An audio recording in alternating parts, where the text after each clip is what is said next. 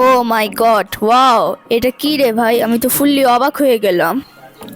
ও মা, Lamia kitchen, 300 metre Lamia kitchen Banani বাজারে কি করছে? চলুন ঘুরে আসি বন্ধুরা।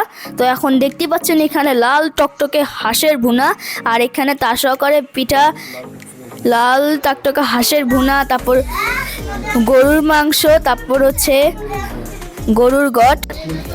তো দেখতেই পাচ্ছেন আপনারা, লাল টকটকে গরুর মাংস, গরুর বট, তারপর হাঁসের ভুনা, আর এখানে তার সহকারে পিঠাও রেখেছে। আর আপনারা যারা যারা বনানীর বাজারে আসতে চান তাহলে অবশ্যই আপনারা এই লামিয়া কিচেনে চলে আসেন বন্ধুরা, জলদি। ও মাই গড, এখানে দেখি অনেক ধরনের কাবাব আছে, আর এখানে দেখি পিঠাপুলির পাহাড়। দেখতেই পাচ্ছেন বন্ধুরা, এখানে কত ধরনের পিঠা আছে, আপনারা খেতেও পারবেন না। আমি তো বুঝতেই পারছি না আমি কোনটা খাবো। ফুললি জায়গায় পিঠার পাহাড়। আমি তো অবাক হয়ে গেলাম বন্ধুরা।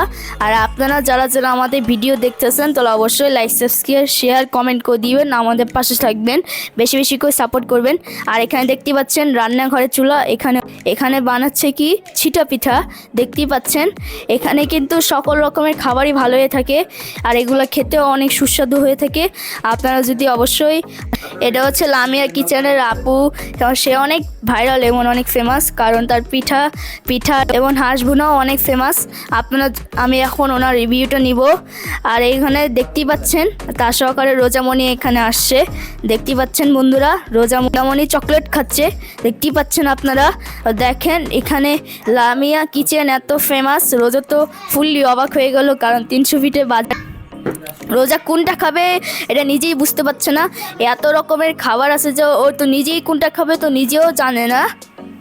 আর আপনারা যারা যারা আমাদের ভিডিওগুলো দেখেন অবশ্যই লাইক করে দিবেন এবং আমাদের পাশে থাকবেন। দেখতে পাচ্ছেন রোজামণির রিয়াকশনটা, আমি তো নিজেও অবাক হয়ে গেছি রোজামণির রিয়াকশন দেখে। আর এখানে আপুর সাথে রোজামণি। আমাদের ভিডিওটা আজকে এতটুকুই। যারা যারা ভিডিও দেখেছেন ভিডিও দেখে ভালো লাগবে, সবাই ভালো থাকবেন, ধন্যবাদ।